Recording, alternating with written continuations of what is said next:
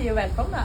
Det här är båten som går till Birkastaden och jag heter Alice Ek, jag är befälhavare ombord och även redare. Så att jag driftar båten och idag har vi sol.